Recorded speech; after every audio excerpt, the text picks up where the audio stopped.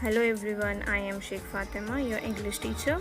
I welcome you all on online learning lecture. I hope you all are enjoying our audio video lecture. We have already done with our previous chapter. Now we will be proceeding further with our coming chapter, that is on saying please. Now we will be seeing in this chapter what A.G. Gardner speaks about. So firstly, we will solve icebreaker. So the first question is, list the words of courtesy that we use in our daily life. Discuss them with your partner and explain the purpose of using each. So word of courtesy means thank you, sorry, please, thank you ma'am, excuse me, etc. This all are the word we use in our day-to-day life. So you have to find out more words. Our next question is, listed below are a few character traits of people. Some are positive traits while the other are not. Take the one you feel are desirable. So there are some qualities given right in front of you. So you have to find it out which are the quality which is good or you want it to be there within yourself. This is a personal response question. So it has to be solved by you. But I will make it easy by explaining the meaning of these words. Conniving means cunning of the one who plans and plot. Insensitives, the one who do not show any concern for others' feeling. Sly means cunning. Humorous, funny.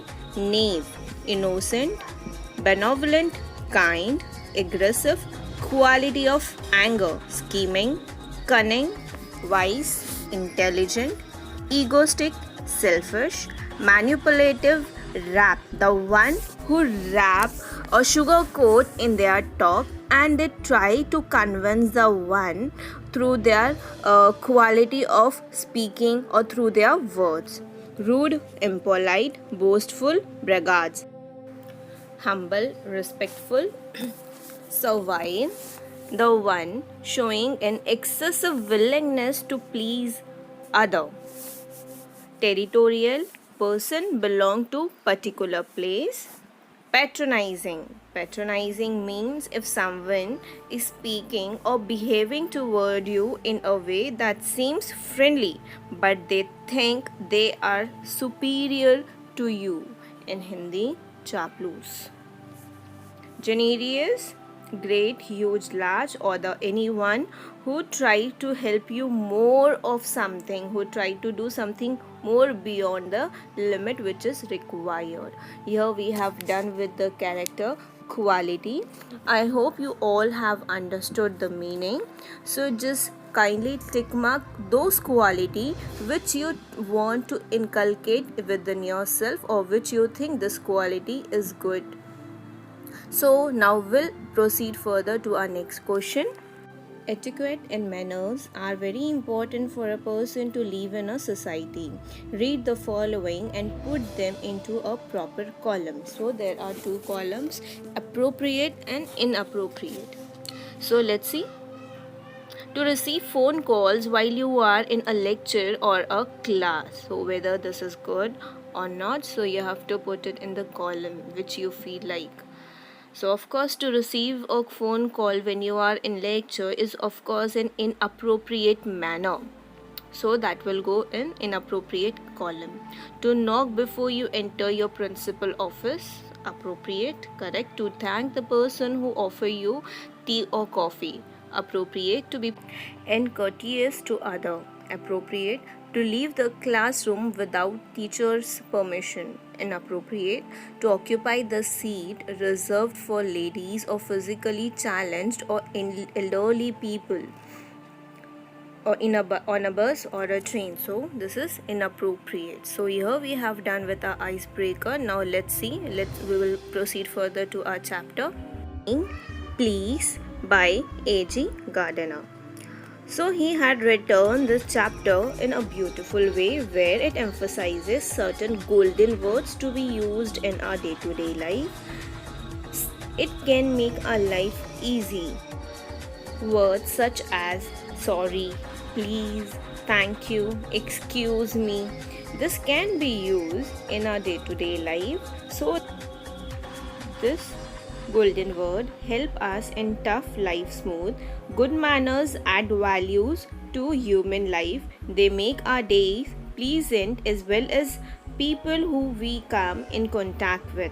Though good manners are an asset to one's life, there are no penalties or legal consequences for bad manners. Now let's get to know more about the writer, that is Alfred George Gardner. He was born in Chelmsford in Essex in the year 1865. He started his literary career as a journalist. At the age of 37, he was appointed editor of Daily News, London, under the pseudonym Alpha of the Plough. He made regular contributions to the Daily News, Manchester Evening News, etc. His essays are uniformly elegant, graceful, and humorous. There are some essays such as The Pillar of Society, Pebbles on the Shore, Many Furrow, and Leaves in the Wind are some of his best known writing. His uniqueness lies in the ability to teach the basic truth of life in as amusing manner. He raised the question of morality in everyday life. In On Saying Please, he points out a value of good manner in social life and emphasizes the importance of courtesy and politeness in daily behavior. He shows how the polite speech and manner sweeten the atmosphere and how discourtesy and ill mannered spoil or pollute our atmosphere or surrounding. So now we'll proceed further toward our chapter. On saying please, the young liftman in a city office who threw a passenger out of his lift in the other morning, and he was fined for the offense and was undoubtedly in the wrong. It was a question of please. The complainant entering the lift said top. The liftman demanded top please, and this concession being refused, he not only declined to comply with the instruction but hurled the passenger out of the lift. This of course was carrying a comment on manner too far. The young liftman working in a city office, he threw a passenger out of his lift because the person didn't said please, and he requested him to say please, but the man he refused to say and he continued saying talk. So the liftman threw the passenger out of the lift. So this action was not correct. Discourtesy is not a legal offense and it does not excuse assault and battery. If a burglar break into my house and I knock him down, the law will acquit me, and if I am physically assaulted, it will permit me to retaliate with reasonable violence, and it does this because the burglar and my assailant have broken quite definite commands of the law. But no legal system could attempt to legislate against bad manners or could sanction the use of violence against something which it does not itself recognize as a legally punishable offense. In our sympathy with the liftman, we must admit that law is reasonable. For ill manner, there is no such legal punishment. So it does not even allow to use violence against anyone just because he is ill-mannered. For example, if an intruder break into our house and we knock him down, law allow me to use violence for self-defense only if I am being attacked by someone. So for this I will be excused by law, but unnecessarily if I am using or violating the law, so I will be the one who will be get punished just because I was using violence against anyone. So this will be charged against me. So therefore, there is no such rules for any ill-mannered or punishment for any ill-behaved person. So for that person, we cannot use any violence against them. Our sympathy is with liftmen, but law is law and it has to be accepted by each and every individual. Even the Prime Minister, even the citizen has to accept the law. So just because we are getting liberty, that doesn't mean we are going to punch anyone's ear just because we didn't like their behavior or their tone or their voice or the anger on their face. So definitely we just can't punch them, and if we do that, so in return even they will also attack us. So definitely in all cities, gutters, there will be all over blood throughout the day, all day. I may be uncivil as I may please, and the law will protect me against violent retaliation. For example, if I am uncivilized or ill mannered, ill behaviored person, so however I am, how bad I am, still the law will protect me against violence. I may be haughty, boorish, and there is no penalty to pay except the penalty of being written down an ill mannered fellow. If I am insensitive, rude, or if I simply think about myself, how bad qualities are there in me, that doesn't matter. Even though the law has to protect me, there is no such penalty for such ill-mannered behavior or ill-mannered qualities, but only if I will be fined if someone write down that I am an ill-mannered person or a fellow. Only in that case I will be charged penalty. Law does not compel me to say please or to attune my voice to the other people's sensibility any more than it says that I shall not wax my moustache, dye my hair, or wear ringlets down my back. It does not recognize the laceration of a feeling as a case of compensation. There is no allowance for moral and intellectual damage in this matter. So, law does not force me to say please, or it does not even lower my voice so that I cannot hurt the emotions of anyone. Moreover, it does not even compel me to shave my mustache or not to dye my mustache or clean my mustache or not to wear the ringlets down my back, ringlets latte. So in this case, in all my appearance, law does not force me to do or to bring out any changes. Similarly, law does not even force me to say please, because law does not recognize that our feeling is hurt or we are crying just because we are in hurt. So there is no such compensation.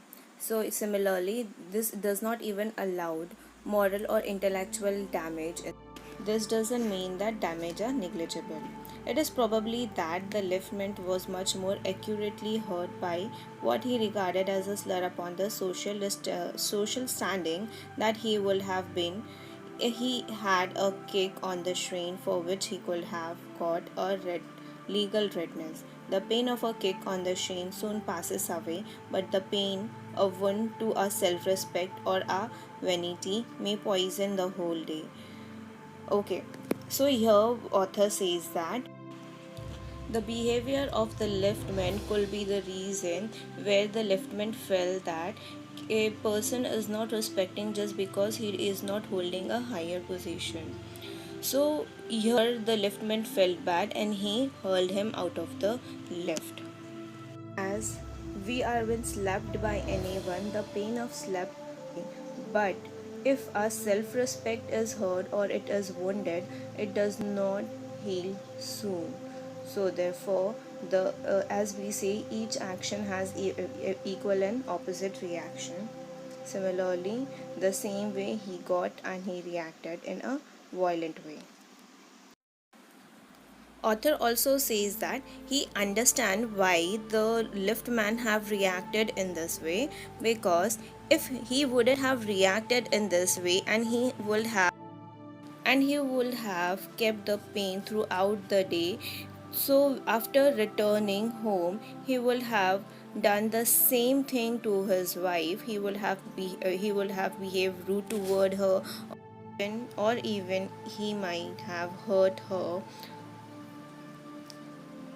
So here he might felt bit okay after removing all her rage at home.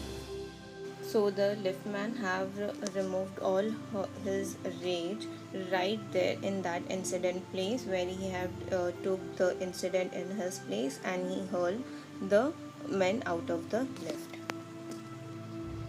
For there are few things more catching than bad tempers and bad manners. When Sir Anthony Absolute bullied Captain Absolute, the latter went out and bullied his man.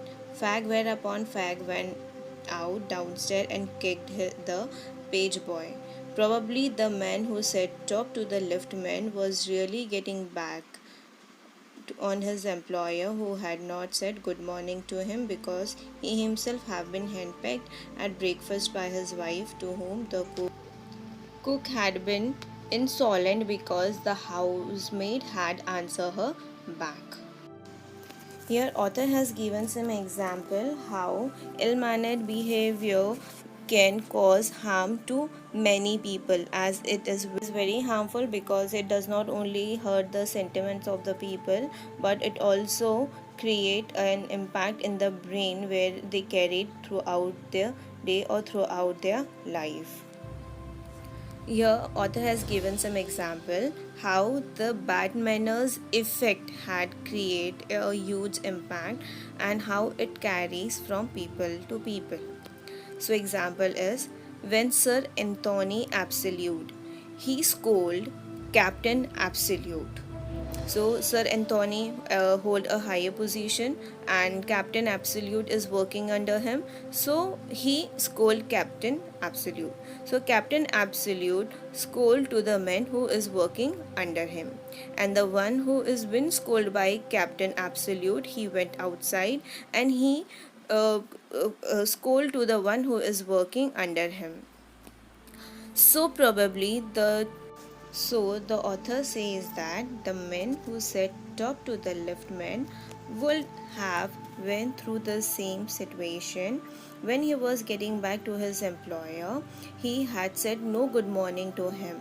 So because of it, and the reason for not saying good morning is that at breakfast table he was scolded by his wife, and his wife was scolded just because his servant has given her a back answer to her, and in return she had removed all her rage in front of his husband.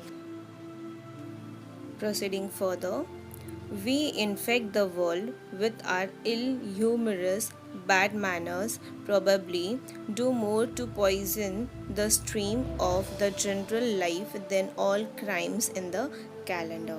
So here author says that just because of our ill behavior or mannerless behavior, we are creating more poison in the society than the crime has been created throughout the year.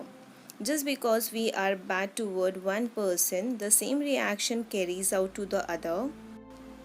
Further, author says that for one wife who gets a black eye from an otherwise good-natured husband, there are 100 who live a life of martyrdom under the shadow of a morose temper. But all the same, the law cannot become the guardian of a private manners. So here author says that here black eyes is a sign of a domestic violence.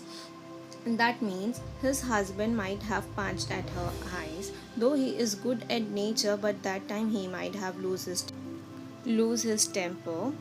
Similarly, there are hundreds of women who live a life of martyrdom. That means they go through the same pain through all day. They get the same domestic violence through from their husband or from their family members, anyone. So, law does not protect us a private manners. How do we behave in a private at home, or how do we behave with our wife? That does not protect our law. Further, no decalogue could cover the vast area of offense, and no court could administer a law which govern our social civilities, our speech, the tilt of our eyebrow, and all our moods and manners. So here author says that no holy book decalogue means 10 command. Moses. Prophet Moses had got a Ten Commandment, so that is it. So no such book can protect our crime. Moreover, it no court can administer our behavior. How do we behave in society or at home, or it does not even administer our all moods or the manner. It does not even administer a tilt of our eyebrows. So, no court can say you like you have to behave in this way or in that way, or you shouldn't behave this way, that way. This is your personal appearance or personal or your personality, you carry it. So here we have done with our chapter. Rest of the chapter we will be continuing in our next lecture. So I hope you all are clear with this part. If you have any doubt, please let me know. So your assignment, so students, your assignment is there right in front of your screen. So you have to complete this in your notebook. I hope you have enjoyed this lecture. If you have any doubt related to this, please let me know. Be home, be safe. Thank you.